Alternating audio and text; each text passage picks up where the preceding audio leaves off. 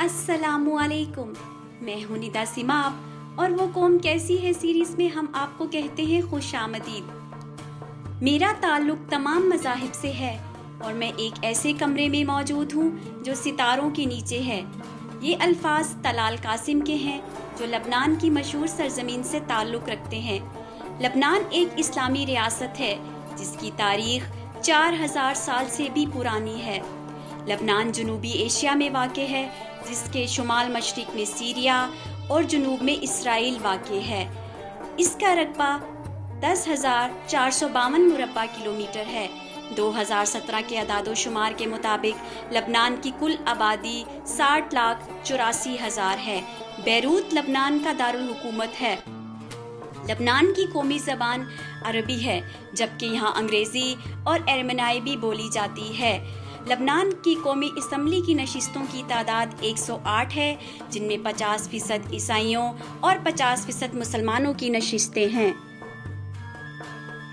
لبنان میں مختلف مذاہب سے تعلق رکھنے والے لوگ آباد ہیں جن میں 27% شیعہ مسلم، 27% سنی مسلم، 37% عیسائی اور کچھ لوگ دروز مذہب سے بھی تعلق رکھتے ہیں۔ دروز 11ویں صدی میں شیعہ کی جماعت سے نکلنے والا ایک مذہبی فرقہ ہے، جبکہ لبنان میں کچھ لوگ ایسے بھی ہیں جو ہندو اور یہودیت سے تعلق رکھتے ہیں۔ لبنان میں صوبوں کی تعداد 18 ہے۔ لبنان کی آمدنی کا ذریعہ 62% تجارت، 15% زراعت اور 12% صنعتی پیداوار ہے، جبکہ اس کا کچھ حصہ سیاحت سے بھی حاصل کیا جاتا ہے۔ اگر ہم اس کی تاریخ پر نظر دوڑائیں تو 4000 سال سے اس کا نام تبدیل نہیں ہوا۔ شروع میں یہ ریاست ہتی سلطنت کا حصہ تھی، بعد میں کوونشا سلطنت نے اسے اپنا تجارتی مقام بنا لیا۔ کوونشا سلطنت کا تجارتی مقام بننے کے بعد لبنان سلطنت روم کا حصہ بنی۔ پمپائی شہر کے قدیم آثار بھی لبنان سے ملتے ہیں۔ بعد میں یہ ریاست بزنطینی سلطنت کا حصہ بھی رہی۔ لبنان وہ واحد ریاست ہے جس کو 7 بار مکمل طور پر تباہ اور 7 بار تعمیر کیا گیا۔ جس دوران لبنان بزنطینی سلطنت کا حصہ تھی اس دوران وہاں عیسائیوں کی اکثریت تھی۔ پھر عرب فاتحین کے داخل ہوتے ہی لبنان میں اسلام کی تبلیغ کا آغاز ہو گیا۔ 16ویں صدی میں لبنان سلطنت عثمانیہ کا حصہ تھی۔ 1832 سے 1840 تک یہ مصر کے زیر اثر بھی رہ چکی ہے۔ 1120 سے 1697 تک مان خاندان نے لبنان پر حکومت کی۔ 1697 سے 1852 تک شہاب خاندان نے لبنان پر حکمرانی کی۔ سلطنت عثمانیہ نے لبنان کو مذاہب کے حساب سے 5 ضلعوں میں تقسیم کیا۔ پہلی جنگ عظیم کے بعد 1920 میں لیگ آف نیشن نے لبنان کو فرانس کے حوالے کر دیا۔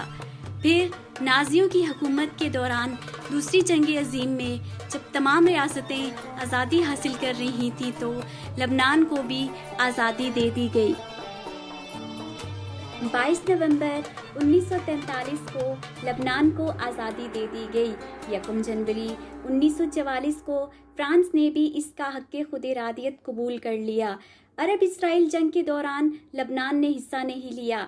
پھر 1967 میں فلسطینی لبنان میں داخل ہو گئے اور ان کی بیس پر قبضہ کر لیا تاکہ وہ لبنان میں رہتے ہوئے اسرائیل پر حملہ کر سکے۔ 1975 سے 1990 تک لبنان میں سول جنگ رہی۔ اس جنگ کے دوران شیعہ کو ایران اور سنیوں کو سعودیہ کی مدد حاصل تھی۔ اس جنگ کے دوران ہی حزب اللہ کی جماعت ایک بڑی سیاسی طاقت کے طور پر ابھری۔ لیکن یہ بھی ایک حقیقت ہے کہ حزب اللہ کی جماعت بہت سے دہشت گردی کے حملوں میں بھی ملوث رہی ہے۔ اسرائیل چاہتا تھا کہ وہ لبنان میں فلسطینیوں اور حزب اللہ کی جماعت کو شکست دے دے، لیکن وہ اس میں کامیاب تو نہ ہو سکا کیونکہ وہ فلسطینیوں کو تو کسی حد تک شکست دینے میں کامیاب ہو گیا تھا، جبکہ حزب اللہ کو شکست دینے میں وہ مکمل طور پر ناکام رہا تھا۔ حزب اللہ کی جماعت اتنی طاقتور تھی کہ حکومت چاہتے ہوئے بھی اس کا کچھ نہیں کر سکی۔ 2013 میں سعد حریری سعودیہ عرب کے دورے پر گیا۔ اس دوران اس نے شاہ سلیمان سے کہا کہ وہ مستعفی ہونا چاہتا ہے، کیونکہ سعد حریری کا یہ خیال تھا کہ حزب اللہ کی جماعت اس کا قتل کرنا چاہتی ہے۔ اس کو یہ بھی لگتا تھا کہ اس کے والد کا قتل بھی حزب اللہ کی جماعت نے ہی کیا ہے، کیونکہ اس کا والد ایک ارب پتی شخص تھا جس کی سعودیہ عرب میں سعودی اوگر کے نام سے ایک کمپنی تھی جسے سعودیہ عرب کے بینک قرضہ دیتے تھے۔ سعد حریری وہ قرضے چکانے میں مکمل طور پر ناکام ہو گیا تھا، اس لیے وہ مستعفی ہو کر مصر چلا گیا۔ 2017 میں سعد حریری لبنان واپس آ گیا۔ اس نے اس وقت کے صدر مائیکل اون کے کہنے پر اپنا استعفیٰ بھی واپس لے لیا۔ اگر ہم لبنان کے سیاسی اور حکومتی طرز عمل پر نظر دوڑائیں تو اس کا صدر عیسائی، وزیر اعظم سنی مسلم، اسپیکر اور ڈپٹی اسپیکر شیعہ مسلم ہیں۔ لبنان کو مڈل ایسٹ کا پیرس بھی کہا جاتا ہے۔ لبنان یورپ اور عرب کا ملاب ہے، اس میں دونوں ثقافتوں سے تعلق رکھنے والے لوگ آباد ہیں۔ لبنان وہ پہلی اور واحد مسلم ریاست ہے جہاں ہم جنس شادیوں کی بھی اجازت ہے۔ لبنان کی کرنسی لیبنیز پاؤنڈ ہے۔ لبنان کی تاریخ پر سب سے زیادہ کتابیں لکھی گئی ہیں۔ لبنان کا ذکر بائبل میں 75 مرتبہ آیا ہے۔ لبنان کا قومی جانور لگڑبگا اور قومی پرندہ فینکس ہے۔ لبنان کے لوگوں کو فنیکی بھی کہا جاتا ہے، کیونکہ یہی وہ لوگ ہیں جنہوں نے حروف کو ترتیب دیا اور پھر لکھنے کا آغاز بھی یہیں سے ہوا۔ لبنان میں ہر مذہب سے تعلق رکھنے والے لوگوں نے حکومت کی۔ مسلمانوں سے پہلے یہاں یہودیوں اور عیسائیوں کی حکومت تھی۔ لبنان میں بہت سے انبیاء بھی مبعوث ہوئے۔ لبنان عرب کا وہ پہلا اسلامی ملک ہے جہاں ریڈیو اور ٹیلی ویژن کا آغاز ہوا۔ لبنان میں ڈاکٹروں کی تعداد اتنی زیادہ ہے کہ ہر 10 لوگوں کے لیے ایک ڈاکٹر موجود ہے۔ لبنان میں بیبلیوس شہر کے قدیم آثار بھی ملتے ہیں۔ لبنانیوں کا پسندیدہ کھانا کوئزن ہے۔ لبنان میں ترک طرز کا لباس پہنا جاتا تھا، مگر اب یہاں یورپی طرز کا لباس بھی پہنا جاتا ہے اور حجاب کی بھی کوئی پابندی نہیں ہے۔